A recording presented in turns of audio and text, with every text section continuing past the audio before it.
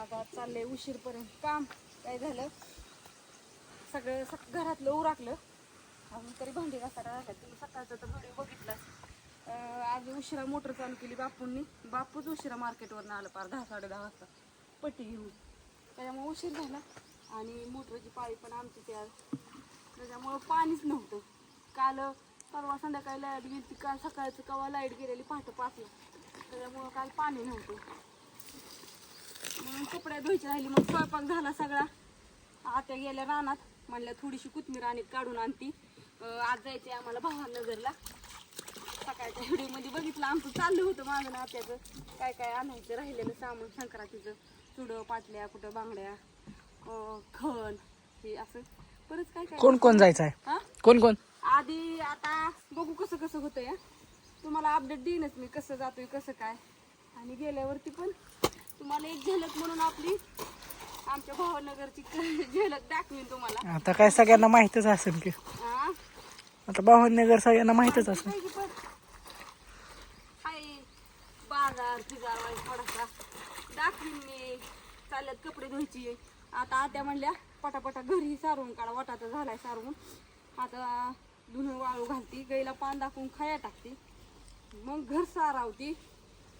तर आत्या येत्यात मग जेवण करायला.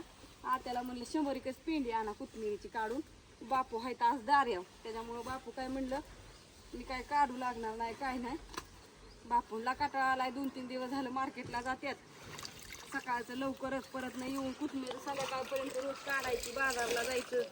त्याच्यामुळे बापूला म्हणलं आज उद्या परवा आपले 2-3 दिवस आराम.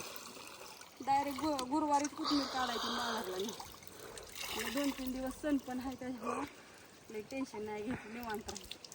म्हणलं बापू म्हणलं बरं. मग आता मी ना आत्या बापू आम्ही जाणार आहे भावनगरला. कसं होते कसं काय काय बघा. चला तर. चला आता सारून काढायचे. भांडी सगळी घासली, झटकून व्हायचं व्यवस्थित. शेणी आणले, चुलीला पत्र्या देऊन पटापटा सारून काढते मस्तपैकी. कसलं ऊन पडलंय. मोटर चालू आहे. बापू आलेत घरी, आत्या काय अजून आल्या नाहीत. त्याला आत्या पण येत्याला, त्याच्यामुळे पटकीने सारून घेते. आता जायचंय ना. एकदम चकाचक सगळं सारवून हे करून रेडी. आता आवरायचं काम चालू आहे. सगळं सारवून काढल्यावर कसलं भारी दिसतंय. सारवायचंच राहिलं होतं 8-10 दिवस झालं चांगलं. मस्त घरीच या, पण रोज रानात त्याच्यामुळं काय सारवूनच सगळे भांडे बिंडे घासून हे करून चुलीला पत्रा देऊन. चूल किती पांढरी दिसते बघा. पण संध्याकाळचा फक्त स्वयंपाक झाला की रेडीच. चूल लगेच काळी. कसं दिसतंय बघा सारवून काढल्यावरती. एक छान अशी काहीतरी कमेंट करून सांगा. आणि चला आता बाहेर. अगदी मोटर चालू केली. एक हांडा भरून आणायचा आहे स्वयंपाकाला.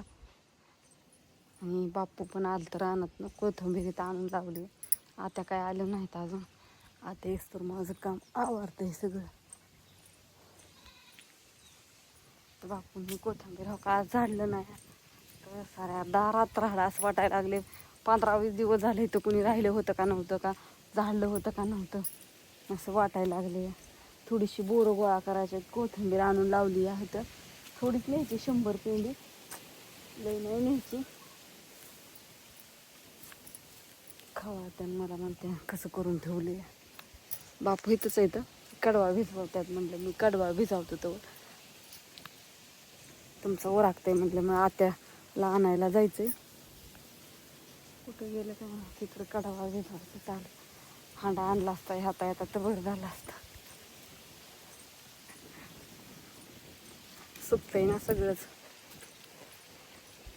तिकडं आमच्या घराचा रस्ता आहे ना, इकडून झाडाच्या कडेने सगळ्या इटाही लावून घेतलं. ते आमची वांगी भिजवायचं चालू आहे सगळं. तिथं बापू आतमध्ये असते तिकडं वाजतंय.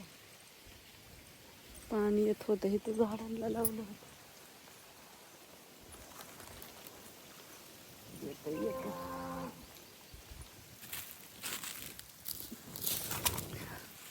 येतं आंब्याच्या झाडाला किती मोहर आलाय बघा.